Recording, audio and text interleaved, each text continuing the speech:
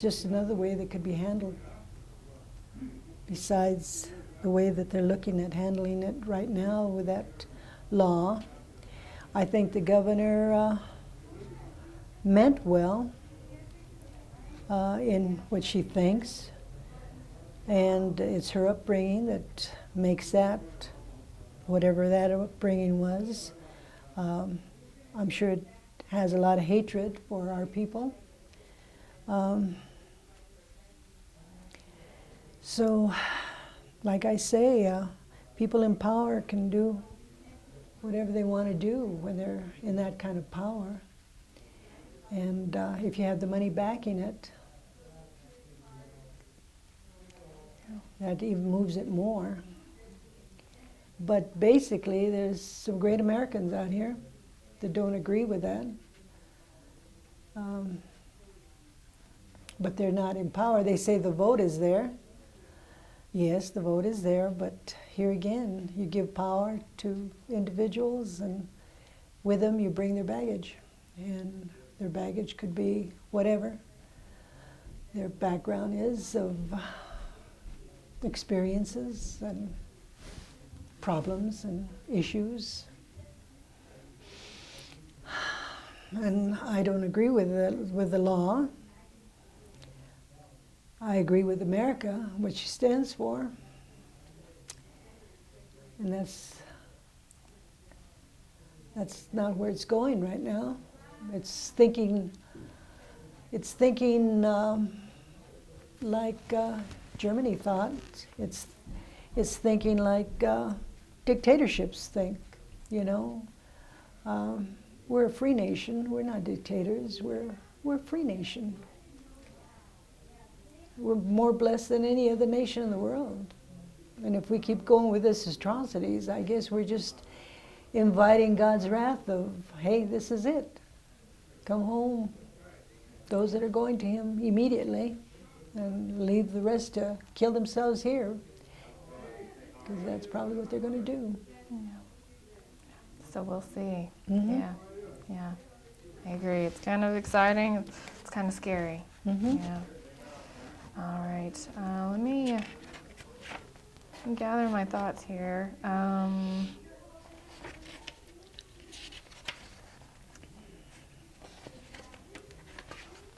Is there anything that maybe we didn't touch on that you wanted to talk about? When you're talking about yourself, it's kind of hard because, especially if you lived a long time, you've just touched a little bit of the. One of these days, I'm going to write a book. I'm going to write about all the children that we have. They're wonderful. Their experiences that we've had with them. They're great kids. Every one of them. But they have given us some wild experiences, but they've been supportive of us. And they still are. Not only them, but their husbands or their wives. And definitely the children, the grandchildren, the great-grandchildren. You know? We have been totally blessed. Only two live far away, and that's our former airborne ranger who married a young girl by the name of Frances Castaneda, who comes from a big family, and she won't leave her mom, which is typical of the Chicana ladies. And then my son, Carlos, who joined the Navy. He's out in Jacksonville, Florida, a business owner, and he loves it there. So, but the rest are all, I'm very blessed. I have them all around me like a mother hen. Well, that's good. Mm-hmm. That's good. I'm What very advice blessed. would you give to especially future Latinos, maybe listening to this interview 100 years from now? What advice would you give them? I'm always giving advice, especially in the music arena. We worked at Casa Bonita for years. We started there in 1974. And we left there when I went to New Mexico I was working with the government then in Taos. And then when we came back after leaving to Arizona and then going to Cheyenne, Wyoming, and then coming back to Denver. And then we went back to Casa Bonita, and I'd see these young artists, oh, they tell my husband, you play such great guitar. And he does. And he says, you do too, and you have a wonderful voice, they tell me. And I'd say, thank you.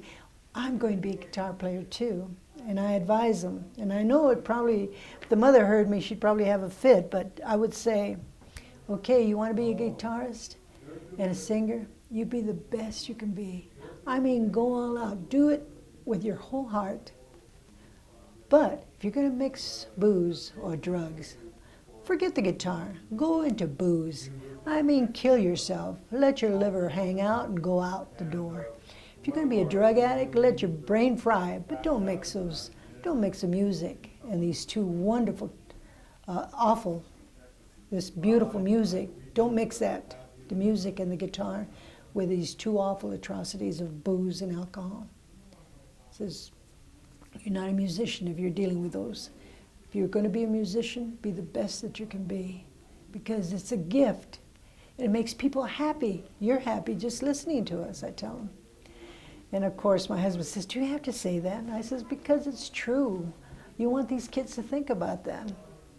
So you're always giving advice. You know, you give advice to young women, they're going to be mothers, you know.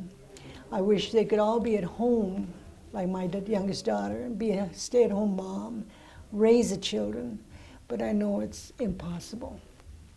So you give advice there, you know, and you have, nowadays you have extended families, they're called, and you give advice there. Reach out, never leave say if it's a divorce, never leave that mother or that father out of the picture, because you will be married to that man if you divorce him the rest of your life. And that child needs to have the whole family support.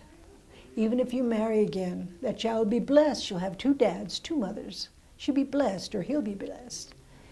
And that child will know and grow with wonderful strength, because she knows she'll be loved, because you've opened that door, never seal that door. So that's the advice I give young women. And I don't give too much advice to young men. My husband gets mad because he says, you should tell blah, blah, blah, so-and-so and so-and-so of our sons. You can't do that. Not if you want if you want your sons to be apron string kids, mother's apron strings, then yes, but it's best that they have to learn to make decisions. I even tell the girls that, make decisions.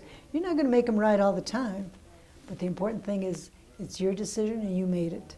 Right or wrong, you're going to learn from it. I'm not going to condemn you, because it's your decision to make as a grown-up. I made them for you when you were young, but I'm not making them for you now that you're a mature woman and man. You don't want that responsibility. No, I don't. Yeah, I don't blame you. All right. Well, I think I am out of questions, and I'm sure you're a little tired. You're ready for a break, right? Okay, that sounds like a winner. Oops, right. Sorry, I bent down. No, you're... There's another thing, too, on that Arizona law, and this is a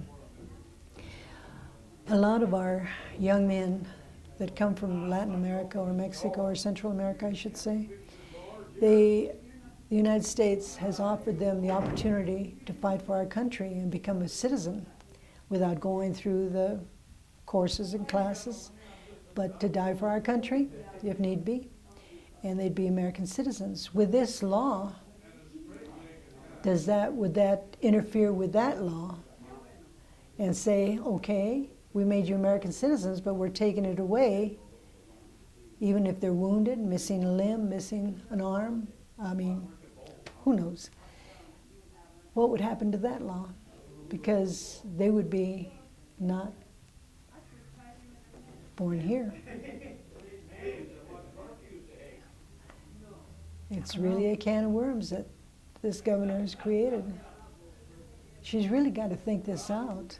I don't think she's thought it out. You think it started like one thing and then just escalated? I don't think she thought it out. I think the pressures was put on her, and she just went with the flow. You know, pretty soon that river can just carry you. The river of thought, the river of push, and I don't think she thought it out. before she made that statement that she has made, and she presented that law. You know, she really has to do some heavy thinking. I'm sure she's pretty smart, but does she have that kind of power on her own to say, hey, I was wrong with this? Who does she have to reach out to say, hey, this is wrong? That's very interesting. Anyway, there's a lot of thought there that she's got to put into it. Yeah.